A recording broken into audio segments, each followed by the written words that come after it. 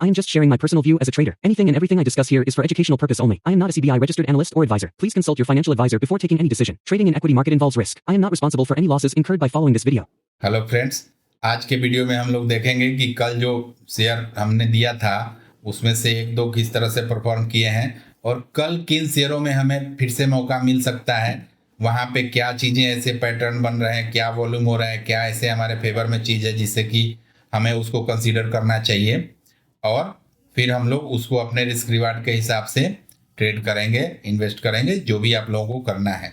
साथ ही मैं आप लोगों को एक चीज़ और बता देना चाहता हूं कि यहाँ पे जो किसी भी शेयर का नाम मैं लेता हूं वो लर्निंग पर्पस के लिए होता है, क्योंकि अगर शेयर की बात हो रही है तो शेयर का नाम लेना ही पड़ेगा, बिना शेयर के शेयर की बात कैसे होगी। और उसमें से कुछ शेयर को मैं भी ट्रेड करता हूं, क्योंकि मैं भी ट्रेडर एज ए ट्रेडर उसे ट्रेड करता हूं। तो आप ये भी सोच सकते हैं कि मेरा इसमें मैं बायस हो सकता हूं, तो इस बात को आपको ध्यान में रखना है कि अगर 7-8 कंपनी का नाम मैं बता रहा हूं तो उसमें से किसी में मेरा पोजीशन हो भी सकता है, नहीं भी हो सकता है, या मैं कल ट्रेड कर भी सकता हूं, नहीं भी कर सकता हूं। तो इस चीज़ को आप लोगों को ध्यान में रखना है। साथ ही एक इन्फॉर्मेशन दे दूं कि जैसे अभी सैटरडे को बजट है जो कि 1 फरवरी है, बट उस दिन अपना मार्केट खुला रहेगा एज यूजुअल, जैसे कि मार्केट ओपन रहता है उसी तरह से मार्केट उस दिन भी चलेगा, क्योंकि बजट है। तो बजट के कारण से आप सैटरडे को मार्केट में उस किस तरह का रिस्पॉन्स होगा, इस कारण से शायद मार्केट ओपन हो रहा है। खैर कोई नहीं, हम लोगों के लिए बस इन्फॉर्मेशन की बात है कि मार्केट ओपन है, तो हमें जो भी चीज़ें करनी है अपने हिसाब से हम लोग करेंगे। बाकी जो भी डीमेट वाले हैं वो सब उससे डिटेल इन्फॉर्मेशन आप लोगों के पास मैसेज और नोटिफिकेशन में भेज ही रहे हैं, तो ऑलमोस्ट सब लोगों को जानकारी ये चीज़ हो ही गई होगी। तो अभी हम लोग चलेंगे चार्ट पे और सीधे देखेंगे कि वो कौन सी कंपनियां हैं जिनमें हमें कल मौका लग सकता है। और हाँ, साथ में मैं एक चीज़ बता देना चाहता हूँ, कभी भी किसी भी शेयर में जब तक कि ब्रेकआउट ना हो जाए, जो प्रीवियस कैंडल होता है ना, प्रीवियस कैंडल या प्रीवियस स्विंग है, ये बहुत इंपॉर्टेंट होता है टेक्निकल के। उसमें आप ये नहीं कह सकते कि अगर नीचे से कितना भी वॉल्यूम से, कितना भी स्पीड से, या आपका किसी भी तरह का कन्विक्शन है, तो जब तक आपको ब्रेकआउट ना हो जाए ठीक से तब तक आपको ट्रेड नहीं लेनी चाहिए एंटीसिपेशन में, नहीं तो आपको परेशानी हो सकती है, आपको लॉस हो सकता है। और सेम आज दीपक फर्टिलाइजर के केस में अगर कोई एंटीसिपेशन में ट्रेड किया होगा तो उससे हुआ होगा, क्योंकि वो ब्रेकआउट हुआ नहीं था, पहले ही वो पिछले कैंडल के बीच में ही ओपन हुआ था और ऊपर जब उसको क्रॉस नहीं किया, अगर कोई ये सोच के ले ले कि हाँ ये भी चला ही जाएगा, लेकिन वो 12-13% की तरफ नीचे चला गया तो अच्छा खासा लॉस हो जाएगा। तो हमेशा इस बात को आपको ध्यान में रखना है कि कोई भी पैटर्न हो, आपका एक पैटर्न रहना चाहिए कि आप कोई भी ट्रेड बिना रिस्क के, मैनेजमेंट के नहीं लोगे कि हाँ हम यहाँ पे जाने के बाद हम गलत हो जाएंगे, हम साइड हो जाएंगे, ये आप पहले से डिसाइड कर लेना। नहीं तो मार्केट में सब चीज़ चलता है और कुछ भी नहीं चलता है, लेकिन अगर कोई एक चीज़ चलता है तो वो है आपका रिस्क मैनेजमेंट, और उस चीज़ पे आपको हमेशा ध्यान देना है। बाकी कोई भी प्राइस एक्शन हो, कोई भी इंडिकेटर हो, कोई ब्रेकआउट हो, सब फेल होते हैं, सारे न्यूज फेल होते हैं, लेकिन अगर कोई एक चीज़ आपको बचा के रखेगा तो रिस्क मैनेजमेंट। तो उसको आप लोग हमेशा ध्यान रखिएगा कि रिस्क मैनेजमेंट हमेशा आपको बचाएगा मार्केट में रहने के लिए। तभी हम लोग सीधे चलते हैं चार्ट पे और वहाँ देखते हैं कि कल किन किन कंपनियों पे हमें ध्यान देना है। तो अभी हम लोग आ गए हैं चार्ट पे और यहाँ पे नवीन फ्लोरिन का चार्ट है हमारे सामने। यहाँ पे मैंने इसको ओपन किया है। अब इसको थोड़ा सा आप मंथली टाइम फ्रेम में कन्वर्ट करो, फिर देखो कितना अच्छा है, इसमें एक कंसोलिडेशन हुआ है। लगभग ये अक्टूबर 2023 के बाद मार्केट नीचे गया है, उसके बाद ये 4000 को क्रॉस नहीं किया है। तो अभी हम लोग को क्या, और मार्केट अभी वहीं पे आया हुआ है अच्छा खासा एक बड़ा कैंडल के साथ। तो हम लोगों को अब ये ध्यान रखना है कि जब भी ये हम लोगों को अब ये ध्यान रखना है कि जब भी ये जो कैंडल है इसका जो हाई है 4017, मतलब 4020 के बाद जब ये चलता है तब हम इसको इंट्राडे स्विंग पोजिशनल, जिसको जिस तरह का करना है ट्रेड कर सकता है। और ये साथ में आप देखो यहाँ वॉल्यूम भी बहुत अच्छा हुआ है, मतलब कि ये जो बेस फॉर्मेशन हुआ है तो ये वॉल्यूम के साथ ब्रेकआउट हो सकता है, क्योंकि आज 30 तारीख है, कॉलर 31, और ऐसा कुछ एबनॉर्मल ना हो, ऐसे मार्केट में कुछ भी हो सकता है। तो ये मान के चलते हैं कि ये ब्रेकआउट हो जाएगा। और साथ ही अभी देख रहे हैं कि केमिकल के बहुत सारे शेयर्स में अच्छा खासा मूवमेंट हो रहा है। नेक्स्ट जो हमारी कंपनी है वो है मैरिको, एफएमसीजी की कंपनी है, और इसमें भी ठीक ठाक जगह पे, ये अपने ऑल टाइम हाई के पास ही है। अब यहाँ पे आप देखो, ये मंथली टाइम फ्रेम में आप देखो कितना अच्छा है, 60 RSI 60 को सपोर्ट लिया है। उसके बाद अगर इसको वीकली टाइम फ्रेम करें तो ये यहाँ पे आप क्या देख रहे हो, ये अभी 60 को क्रॉस नहीं किया है। तो हम लोगों को वेट करना है, ये अभी हो सकता है कि कल मौका दे, कल ना भी दे, लेकिन अगर हम पहले से इसको अपने वॉच लिस्ट में लगा के रखेंगे, इस पे trend line support resistance mark करके रखेंगे, तो जब भी हमें मौका मिलेगा तो हम इसको ट्रेड कर सकते हैं। यहाँ अभी डेली टाइम फ्रेम में भी ये अटक रहा है, तो इस बात को आपको ध्यान रखना है कि ये जब रीजन को निकले तब बढ़िया से मूवमेंट हो सकता है। वैसे इंट्राडे के पर्पज से अगर आप देखो तो ये जो रीजन है, जो पहले भी बार बार इस रीजन से मार्केट नीचे हुआ है, तो यहाँ से जब चलता है तो एक छोटा सा मूवमेंट हम लोगों को मिल सकता है। नेक्स्ट हमारे जो कंपनी है वो है शेफलर इंडिया। शेफलर इंडिया के चार्ट में भी हमने देखा कि ये अपना ऑल टाइम हाई लगाने के बाद जून 2024 में कंटिन्यूअस गिरते गिरते यहाँ आया हुआ है। अभी के समय में यहाँ पे डेली टाइम फ्रेम में डाइवर्जन बना हुआ है। डाइवर्जन में क्या होता है कि मार्केट नीचे आता है लेकिन RSI नीचे नहीं आता और वो ऊपर आता है, जो कि मतलब कि ये डाइवर्ज हो रहा है ना, कि प्राइस कुछ कह रहा है और RSI कुछ कह रहा है। तो हम लोगों को ये चीज़ ध्यान देना है।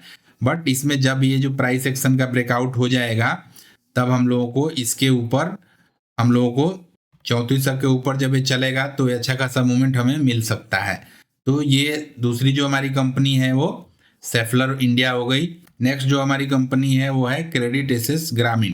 यहाँ पे भी आप देखो कि ये कितना अच्छा कंसोलिडेशन के बाद ब्रेकआउट हुआ है और आज एक बहुत अच्छा पैटर्न बना है जिसको कि मैं नेक कैंडल बोलता हूँ। नेक मतलब गर्दन के पास अगर छोटा कैंडल इस तरह से बनता है तो बहुत इंपॉर्टेंट होता है। अब ये जो हाई है पिछले कैंडल का जो कि 1084.05 है, तो 85 आप राउंड फिगर के लिए मान के चलो, और इसके प्रीवियस जो स्विंग हाई है उसको वो भी 85 के है। तो 85 के ऊपर जब ये चलता है तो अच्छा खासा मूवमेंट हमें इसमें मिल सकता है। इसको आप अपने वॉच लिस्ट में लगा के रखिए। परसों वाले वीडियो में मैंने इसको बताया था, वहाँ से अच्छा खासा मूवमेंट हम लोगों को मिल चुका है। अब नेक्स्ट एंट्री जो हमें करनी है तो इसको 1085 के बाद ही हम इसे ध्यान देंगे। और ये कैंडल बहुत इंपॉर्टेंट है और ये जब ये रीजन को निकालेगा तो बहुत तेजी से ऊपर जाएगा। इसका वीकली टाइम फ्रेम में भी आप 40 और 60 के पीछे है। मंथली टाइम फ्रेम में 40 से सपोर्ट लेके ऊपर चल रहा है। तो ये एक तरह से रिवर्सल कैंडिडेट है, मतलब नीचे से सपोर्ट बना के ये बेस बना के चल रहा है। तो इस तरह के शेयर ऐसे ही चलते हैं, धीरे धीरे चलेंगे, थोड़ा ऊपर जाएगा फिर नीचे आ जाएगा, फिर थोड़ा साइड हो जाएगा, फिर ऊपर चलेगा, तब जाके ये अपने ऑल टाइम हाई के जर्नी की तरफ चलते हैं। नेक्स्ट जो हमारी कंपनी है वो है IRFC। ये रेलवे वाली कंपनी, और अभी बजट आने वाला है तो बजट के समय यहाँ पे ये देखिए रेंज शिफ्ट हुआ है और रेंज डोजी परसों बना था, कल भी अच्छा खासा मूवमेंट हुआ और आज भी लगभग 5% का मूवमेंट हुआ है। तो और ये यहाँ पे जो एक आप W भी मान के चलो तो ये W की तरह बना हुआ है। तो अब इसके ऊपर आज के हाई के ऊपर जब ये चलेगा तो हम लोगों को ये लेवल के लिए इंट्राडे में इसे हम सोच सकते हैं। और आपको अगर स्विंग के लिए जाना है तो आपके लिए 167 का टारगेट रहेगा और यही लो इसका स्टॉप लॉस होगा। और धीरे धीरे जब यहाँ से ब्रेकआउट हो जाएगा तो इस लो को हम लोग स्टॉप लॉस ट्रेल कर लेंगे। नेक्स्ट जो हमारी कंपनी है वो है Bajaj health care. Bajaj health care में आप देखो कि ये ऑल टाइम हाई के पास पहुंचा हुआ है। मार्केट ऑल टाइम हाई लगाया, उसके बाद नीचे आया, फिर से 2 ही दिन में अपने ऑल टाइम हाई के पास पहुंच गया है। तब हम लोगों को क्या करना है, यहाँ पे एक मार्क करिए, जब इसके ऊपर चलेगा तब हम लोग इसको कंसीडर करेंगे। इसके ऊपर इधर अभी कोई ट्रेड नहीं करना है। इसके ऊपर जब चलता है, जो कि लगभग आपको 690 के आसपास जब ऊपर चलता है, इस कैंडल का हाई 691 है और इस कैंडल का हाई भी 689 के करीब है। तो वही मतलब 691-92 के ऊपर क्लियर ब्रेकआउट होने दीजिए, उसके बाद इसको ध्यान दे सकते हैं। नेक्स्ट जो हमारी कंपनी है वो है रेडिको खैतान। रेडिको खैतान में यहाँ भी एक तरह से डाइवर्जन बना हुआ है। कितना अच्छा, जब पहली बार मार्केट आया तो RSI नीचे आया, लेकिन जब दूसरी बार मार्केट में गिरावट हुआ तो नीचे नहीं आया, ये ऊपर ही है और अभी 40 को भी क्रॉस कर लिया है। तो अभी इस रीजन, ये आज का कैंडल जब हाई होगा तो इस आज का कैंडल जब ब्रेकआउट होगा आज के कैंडल में तो इसको हम लोग कंसीडर कर सकते हैं। आज इसका ओपन लो सेम था और फर्स्ट क्लास मूवमेंट दिया है लगभग 2-3% का, जो कि अच्छी बात है। तो मैं यहाँ पे कोई भी चीज इस तरह की बता रहा हूँ तो बस आप दूसरे किसी कंपनी में भी इसी तरह का कोई पैटर्न बने तो आप उसको ट्रेड कर सकते हो।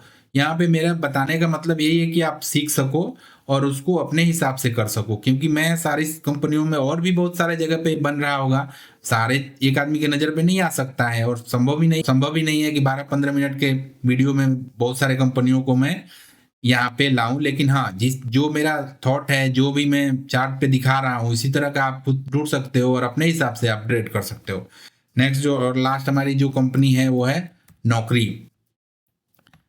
इन्फो एज में भी आप देखो कि अपना ऑल टाइम हाई लगाने के बाद यहाँ पे गिरावट हुआ और ये फिर जब दोबारा गिरा तो यहाँ भी डाइवर्जन हो गया। जब भी मल्टीपल कंपनियों में डाइवर्जन होता है ना तो ये एक तरह से स्ट्रेंथ दिखाता है कि अब हमें नीचे जाने का मन नहीं है, बस जितना गिरना था गिर गए, अब या तो हम साइड होंगे नहीं तो ऊपर जाएंगे। तो यहाँ पे आप देखो कि ये प्राइस नीचे गया लेकिन RSI ऊपर है और अच्छा खासा ऊपर निकल रहा है। तो अब हम लोगों को यहाँ पे एक मार्क कर दीजिए। अब ये जो एरिया है इसके ऊपर जब चलेगा तो अब हम लोग इसे कंसीडर कर सकते हैं।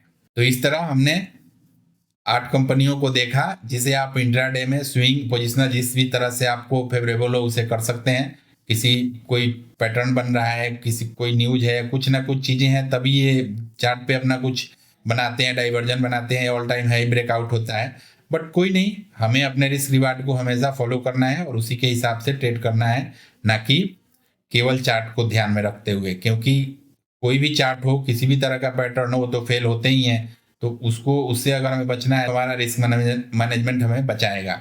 तो आज के वीडियो को यहीं रखते हैं, मिलेगा नेक्स्ट किसी ऐसी लर्निंग वीडियो में। तब तक enjoy your life, happy trading, जय हिंद।